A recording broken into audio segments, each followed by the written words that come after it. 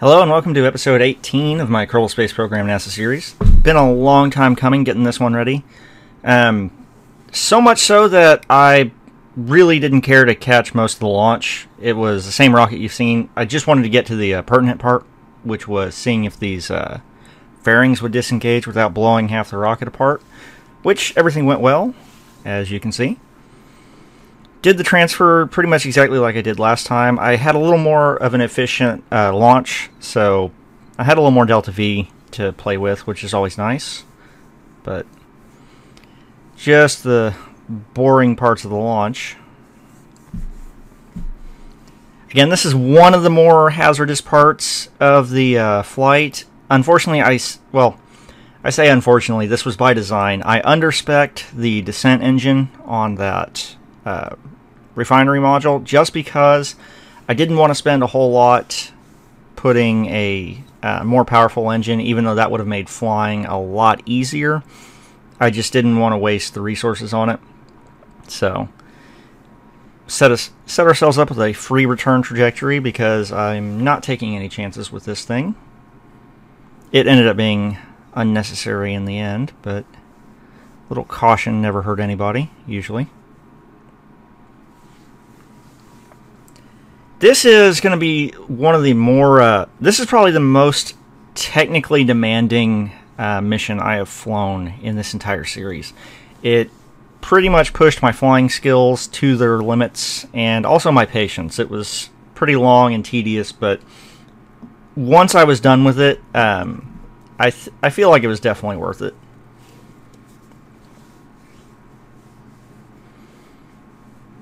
All of this goes, you know, pretty... I've transferred to the moon a million times before. Not a flat million, but unfortunately my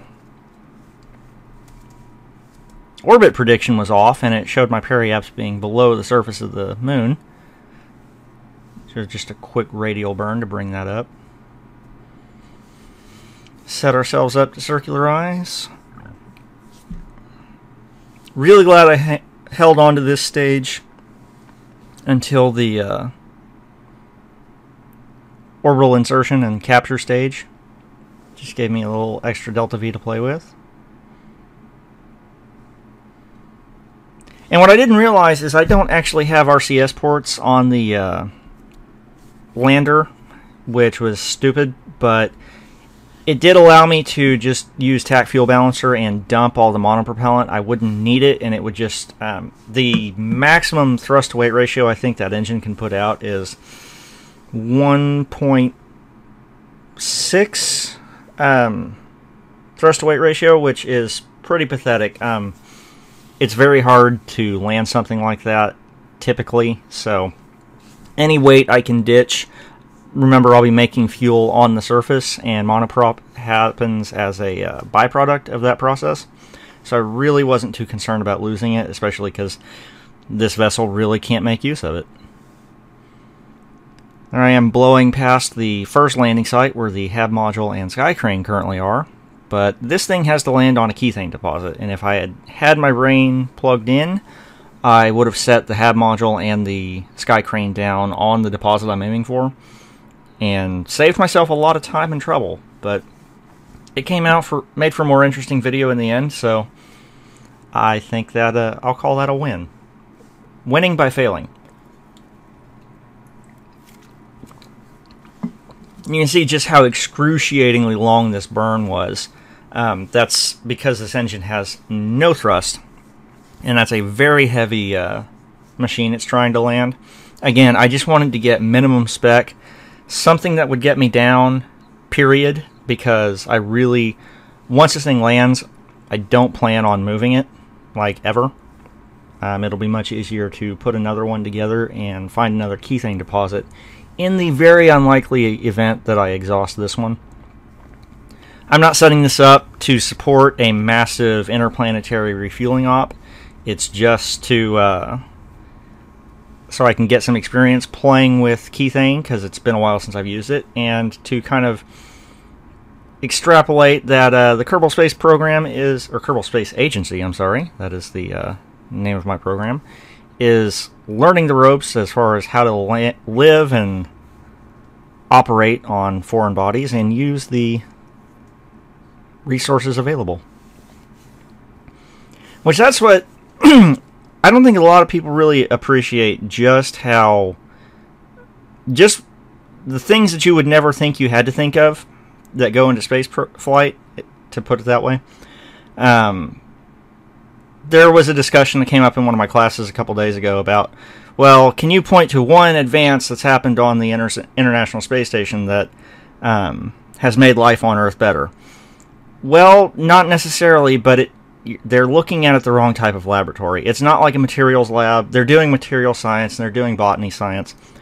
But really, what the main thing about the International Space Station is it's figuring out how people can operate long-term in space. Now, granted, during the Mir program, there were cosmonauts who spent several years in orbit. Well, not several years, but at least a year in orbit. I keep forgetting what the actual duration record was. I feel ashamed to say that I've forgotten. But the thing is, to get people to live in space comfortably for long periods of time, we all understand muscle degradation and bone loss. That's pretty well understood at this stage. But now we're getting to the point where if we want to send people to Mars, we're going to have to design the interiors of spacecraft so people don't lose their minds looking at the same monochrome white panels for 2.5 years out, and then however long it takes to get them back. So it's a different type of laboratory. Eventually, I firmly believe, there's plenty of people who are totally welcome to disagree with me. I firmly believe that mankind's future is in space. End of story. We're going to have to figure out how to send people out there eventually. We're going to have to figure out how to do it without them losing their minds. Because you can't really use like a long-term deployment on an aircraft carrier or a submarine as your barometer, because if there is a terrible enough family emergency, say your entire family gets wiped out in a car crash and you're stationed on board an aircraft carrier, you can get leave. You can be loaded onto an aircraft carrier or onto a helicopter, taken to a land base, and flown home. You have the chance to get back. And so long-term deployments and even the International Space Station, in an emergency, everybody can pile into the Soyuz and be home in a couple hours. Once the ship completes its transfer burn to Mars, you're there. They might be able to do a direct abort if something just disastrous happens with the ship. But psychologically, the understanding that once I hit this switch, I'm committed for the next 2.5 years of my life, at least, to this dinky spaceship that isn't really going to be as big as the movies would have you believe they're going to be. That's a huge deal, and trying to develop an environment inside the spacecraft to mitigate all this. Now, granted, crew selection process is going to mitigate a lot of this. You disqualify anybody who isn't just flat out will not be able to make the trip. But the truth is, we know how to exist in space temporarily, so long as we have an easy out. The moon, Apollo 13 was probably the first time people started realizing just what the dangers of long-term spaceflight were going to be, because once they had their mishap on their way out, it was a mad scramble to find a way to get these guys back, and it kind of hit everybody just how thin the safety margins were. So, that said, this is my space program doing its best to figure out what it takes to live in space instead of just existing there. And that was basically me just trying to burn up time while I went through the boring landing procedure. That was so tedious to fly. And once I got to the sky crane, I had this little bug. It read my panels as deployed, and they were actually generating power, but the models actually showed them retracted. So I just went through there and got the visual state to agree with the coding state. It's much easier to fly this sky crane around than it is that refinery module. It presents a different type of challenge because when it doesn't have a payload, it is so massively overpowered that just tiny adjustments to throttle can bring you above 1.0 thrust to weight ratio, which puts you into an ascent. Bringing this thing down. Docking alignment indicator defaults to on. Didn't really have a use for it, but in this section of the flight, I was really running into issues with really pushing my delta V limits to their very, very ragged edges. And this is probably the most hair-raising part of the flight.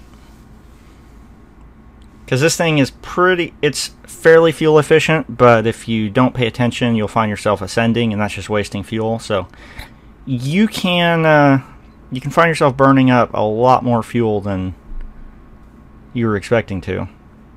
Like previously, I was at 128 meters a second in a slow descent, and I finally land with 40. So just trying to reposition that.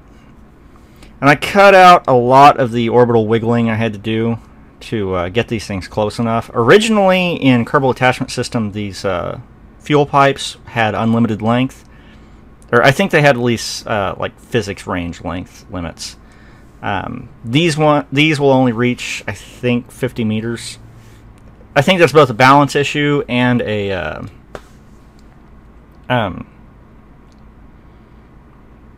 bug fix, because if I seem to recall, I built a couple of these bases where I strung these pipes out really long, and it really, really didn't agree with it. So sometimes the best thing to do is just add a constraint. I go back to keythane drilling, which took forever. It got easier when I had that sky crane attached, because it brings those 6 solar panels along. Finally get it all topped off. Decided to pack him in because I don't know how long it's going to take to get back, and I don't want to forget a Kerbal on the surface of the moon.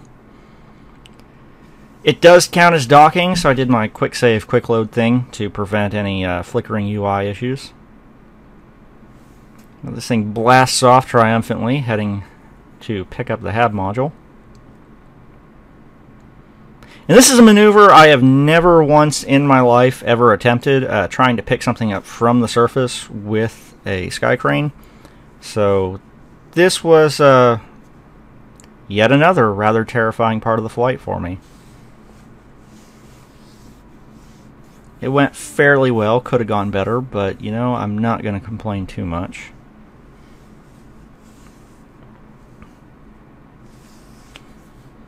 At this stage, if you're trying to pull this off, it's usually wise to switch control to your docking port, and if you have the Navy Fish docking align, only pay attention to it. Using the nav ball will get you into trouble. I tried practicing this in sandbox mode before I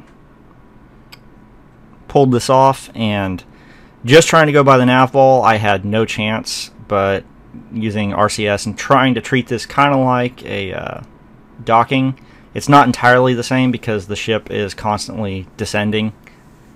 And again, that touchy throttle really comes back to bite me here, because just trying to barely slow down, I can easily punch my thrust to weight ratio way, way, way up. You can see, just meant to kill my descent and ended up gaining altitude. Not terribly efficient.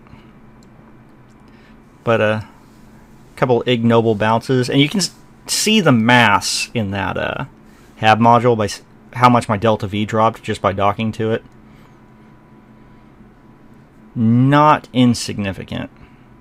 And I thought about waiting, but I really wanted to get this thing shot in one playthrough. Of course, I just about flew into that crater rim and would have ruined the whole thing there. Make some tiny adjustments to the orbit. Yeah, by the end of this Munar base project, I'm going to be very, very good at precision landings. I can already tell you that much. I get impatient, so I do use time warp as much as I can. And overshoot the landing, which really could have screwed me over badly. You'll see when I get this thing down just how little delta V there is. Get it down with 55 meters a second delta V. And I am way too far out from the refinery to get any of those pipes to connect. So I decide to try to get a little bit closer. I ended up getting a lot closer, which was nice. But I touched down with 11 meters a second delta V. And at that point, it's not going anywhere. I could have tried flying the refinery closer, but I really wasn't in the mood to... I wanted to just be done with all these dangerous maneuvers, because typically the way things pile up right when I'm close to success and start trying to get fancy is when things go terribly wrong. So I came up with this ingenious little system. I use 2 Kerbals as my place markers to see how far the pipes actually will reach. And my 3rd Kerbal is going to fly over to the hab module and pilfer its supplies. And this is tedious, but I just wanted to show everything that went into this, because it was this was kind of a pain. Once I got done, it had pretty good feeling of accomplishment here, but still, there was a lot of EVA work to be done. But also show the hard work my Kerbals are putting in to set up the base.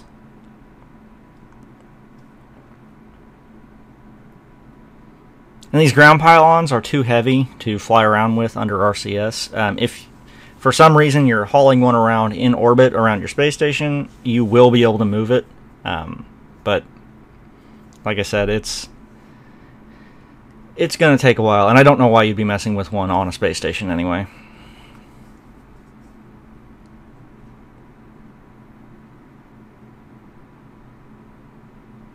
Let me fly him out, see how far he can reach. Not quite far enough. Drop this ground pylon behind.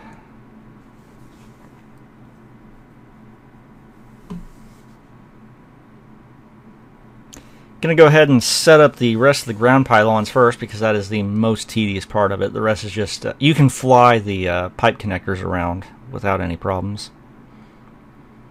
And I think one of the big advances they made in Kerbal attachment system is when you pick something up, it applies that mass directly to the Kerbal instead of keeping the part mass separately, because otherwise it shifts your center of gravity, and your Kerbals just tended, in the old days, used to just spin out all over the place with the RCS packs.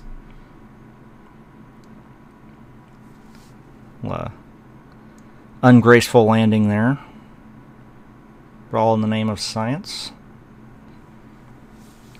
In my next video, I'm really planning on getting my rovers landed, but I think because kethane refining is such an energy-intensive process, I am probably going to also bring along a separate power module. Because I've got most of my solar farm set up, but it's not. I don't think it's going to be quite enough to run a drill and a converter unit at the same time. Which really, it's not going to be too big of a problem. I could probably just not even think about it, but I don't know. I haven't fully figured out what I'm going to do yet. Yeah, I was so nervous, I decided to make a hard save just in case everything went terribly wrong, but it all went fine. We are taking no chances. We are going to completely top off that sky crane just so there's no pressure whatsoever in trying to get that thing moved over. But I don't have any oxidizer baked up, so decided to move these guys into the hab module so I can time accelerate through it without worry of them running out of oxygen in their suits.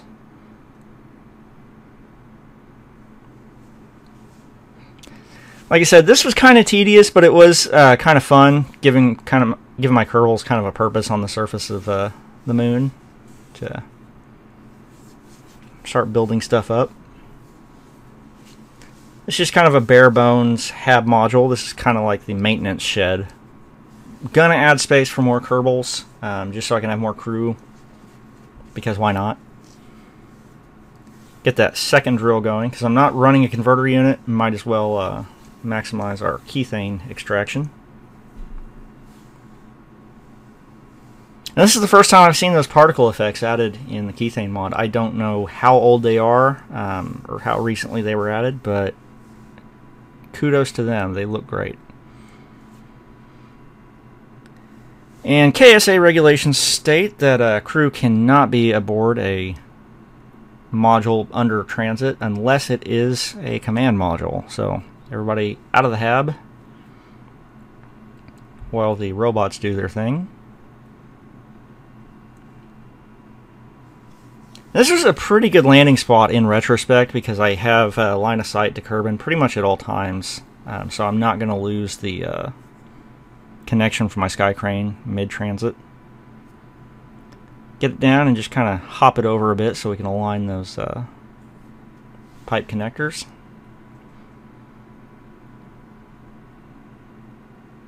Disconnect the sky crane. I think I kind of cooked the hab with those engines a little bit, but no big deal. And now time for some more setup. But this is going to be drastically easier than it had been. Just simple pipe-to-pipe connection.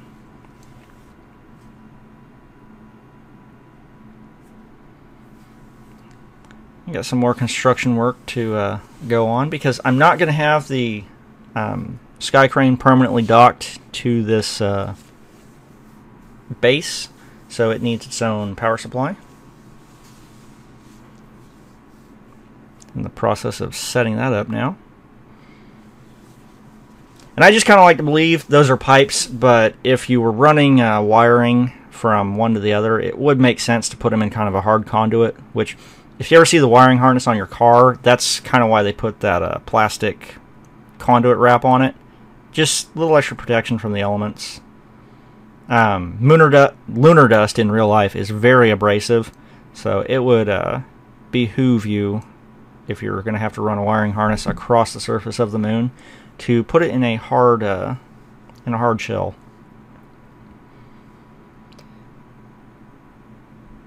Trying to cut down on how many flights back to the hab we make, so we just grab the containers that have our materials in them.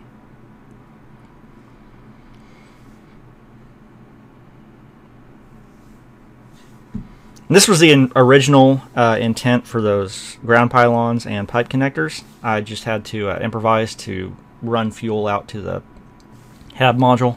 I wouldn't dare move the refinery closer to it after coming this far.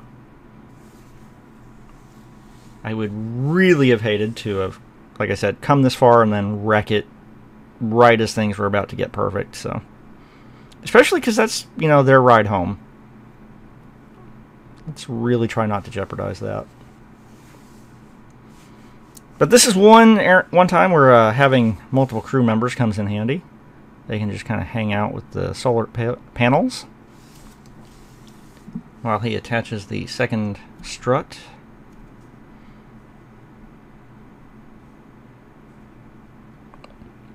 And yes, I will be doing this 4 more times. I'm not going to make everybody watch it. This was just the initial setup of the base, and wanted to really show the nitty-gritty of all the steps I was going through at least once. Because in later episodes we can just focus on using the base instead of the technical details of running the base. But thank you for watching. In our next video I am definitely going to try and get those rovers down, and let's do a little scientific exploration. Thank you for watching.